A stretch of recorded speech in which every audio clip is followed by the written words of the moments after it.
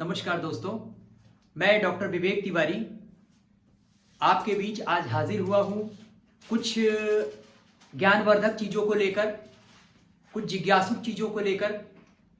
जिज्ञासा होना दोस्तों स्वाभाविक बात है मनुष्य के अंदर, और इसी जिज्ञासुक चीज़ों को लेकर मैं अपने चैनल में आपको वो ज्ञान की बातें बताने आया हूँ जिसके माध्यम से आप अपने जीवन में जिन समस्याओं का हल ढूंढने में असमर्थ होते हैं, उन समस्याओं का हल अगर मेरे इस चैनल से मिले आपको तो मेरे लिए बहुत ही खुशी की बात होगी। दोस्तों, मैं अपने इस चैनल में कुंडली, हस्तरेखा, अंक ज्योतिष और चूंकि मेरे इस चैनल का नाम भगवत ज्ञान चक्र है, इसलिए इसमें मैं सप्ताह में एक बार जो हमारे हिंदू धर्म का मुख्य ग्रंथ गीता है उसके जो अध्याय हैं उन पे हम चर्चा करेंगे। वो सिर्फ साप्ताहिक रहेगा। हमारे जीवन में हमारे कर्मों के आधार पर गीता क्या कहती है, गीता का मुख्य उद्देश्य क्या है, इन सब चीजों को हम भगवत गीता में चर्चा करेंगे। जैसा कि दोस्तों आप सभी लोग जानते होंगे कि हस्तरेखा जो होती है वो, माफ कीजिएगा, जैसा कि कुछ लोगों का मानना है कि कर्म बड़ा कि भाग्य बड़ा, मैं कहता हूं न कर्म बड़ा न भाग्य बड़ा, सबसे बड़ा है ईश्वर। तो मेरे इस चैनल में वैसे लोगों का खासकर स्वागत है जो ईश्वर में विश्वास करते हैं, क्योंकि मैं एक ईश्वरवादी मनुष्य हूं और मेरा ईश्वर में बहुत ही ज्यादा आस्था है। हस्तरेखा की अगर बात करें दोस्तों, बच्चा जब जन्म लेता है तो उसकी मुट्ठी बंद होती है। कुछ लोग कहते हैं कि भाई मुट्ठी बंद है, ये तो लकीरें ऐसे ही बन गई है। कुछ लोग कहते हैं कि ये जो लकीरें बनी है ये कर्म, ये इसका भाग्य है। दोस्तों, ये जो हस्तरेखा है इसको सामुद्रिक विज्ञान भी कहते हैं और इसका एक खास कनेक्शन विज्ञान से भी है। कर्म और भाग्य की जब भी बात आती है, मानव जो होता है अपने जीवन में कर्म बड़ा कि भाग्य बड़ा, इन्हीं दोनों के चक्कर में पूरा जीवन काट देता है और एक दिन वो जीवन से अलविदा कह जाता है। तो मैं आज आपके सामने सबसे पहले हस्तरेखा को लेकर उपस्थित हुआ हूं, जिसमें आप सामने बोर्ड पर देख रहे होंगे कि हाथ बना हुआ है और इसमें जो हाथ के अंदर जितनी भी चीजें मार्क की हुई है उसको शायद मेरे ख्याल से आप पढ़ पा रहे हैं कि नहीं पढ़ पा रहे हैं, बट मैं आपको समझाने की कोशिश करता हूं। हाथ में कई चीजें लिखी हुई हैं, जैसे कि आप देख रहे होंगे ये आपका ये अंगूठा है हमारा। इसके बाद ये हमारा जो है ये तर्जनी है, तर्जनी उंगली, ये हमारा अनामिका उंगली है, ये मध्यमा उंगली है और ये आपका कनिष्ठिका उंगली है और ये कनिष्ठिका उंगली है। अब इन्हीं उंगलियों पे हमारे जो ग्रह हैं उनको माना जाता है। जैसे ये जो हमारा ये आपका तर्जनी उंगली है, इसमें इसको गुरु का पर्वत कहते हैं। इसके बाद जो बड़ी वाली उंगली आप देख रहे हैं इसको शनि की पर्वत कहते हैं। दोस्तों, ये जो मैं बता रहा हूं ये उन लोगों के लिए भी है जो ज्योतिष के विषय में जानना चाहते हैं, जो सीखना चाहते हैं। तो बिल्कुल ध्यान से देखिएगा जो मैं बता रहा हूं, क्योंकि अभी ये ओवरऑल मैं हैंड एनालिसिस कर रहा हूं और एक एक चीजों को बाद में मैं अपने YouTube चैनल के जरिए आऊंगा।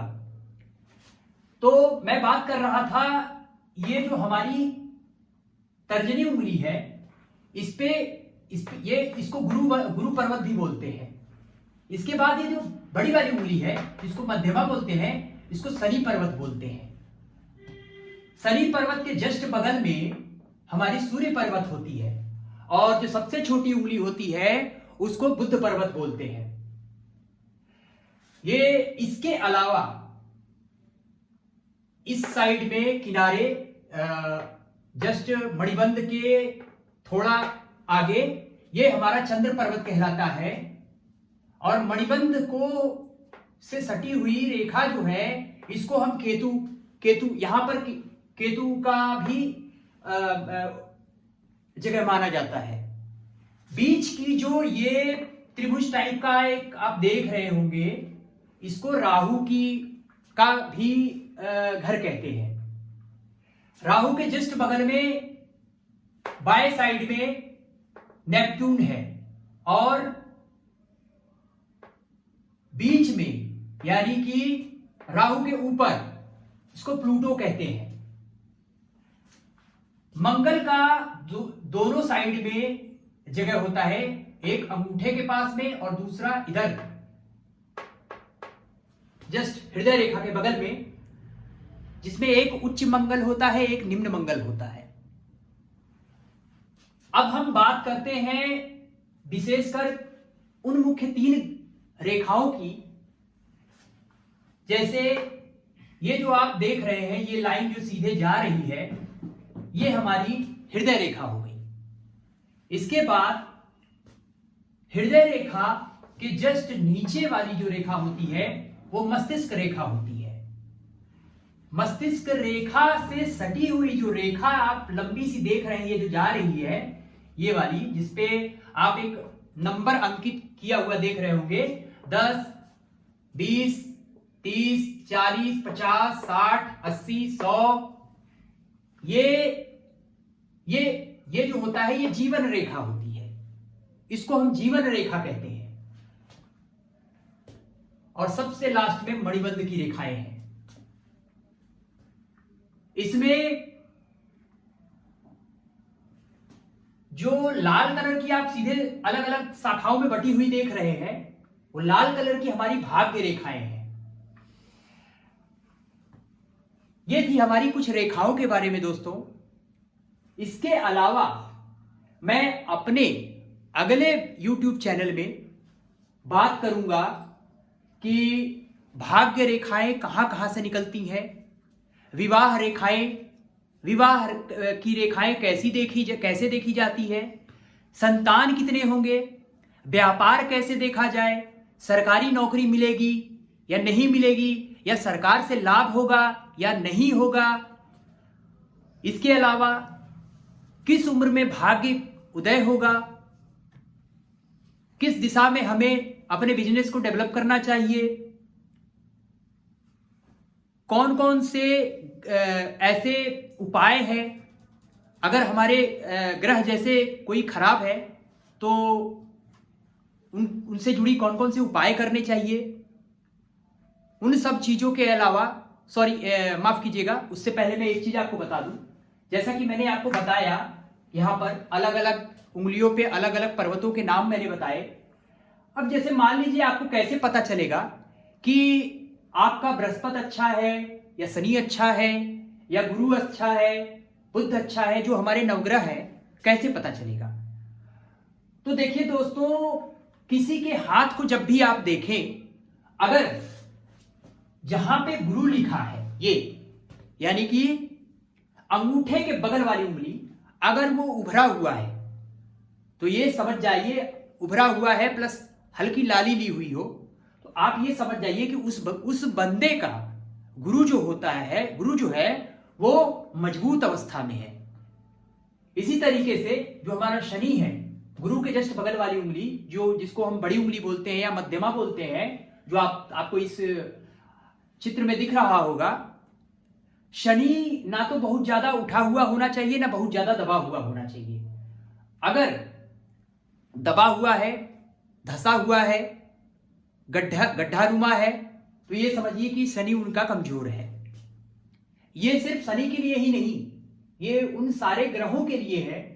बुध, सूर्य, शनि, गुरु, शुक्र, राहु, चंद्रमा, ये सबके लिए है। अगर वो उभरा हुआ है, लालिमा लिए हुए है, तो समझिए कि वो प्लैनेट उनको सपोर्ट कर रहे हैं।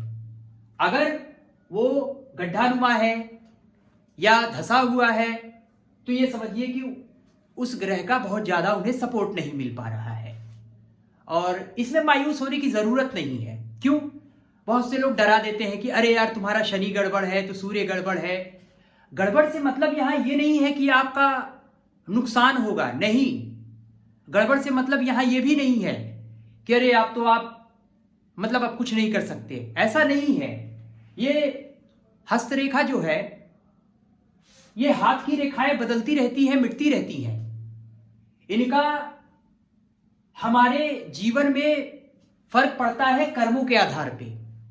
तो दोस्तों, मैं हमेशा यही कहूंगा कि आप अपने कर्म में विश्वास करें और यकीन मानिए, मेरा यहां हस्तरेखा बताने का उद्देश्य इससे नहीं है कि मैं कोई आपको ज्योतिषी का पाखंड वगैरह पढ़ा रहा हूं या आपको भ्रमित करने के लिए आया हूं, नहीं। मैं सिर्फ यहां ज्ञान देने आपको आया हूं। मेरा उद्देश्य, मुख्य उद्देश्य था कि हम जो हाथ में रेखाओं की बात करते हैं, वो रेखाओं में कौन कौन सी रेखाएं होती हैं और उनका प्रभाव क्या होता है। प्रभाव कम और अधिक हो सकता है।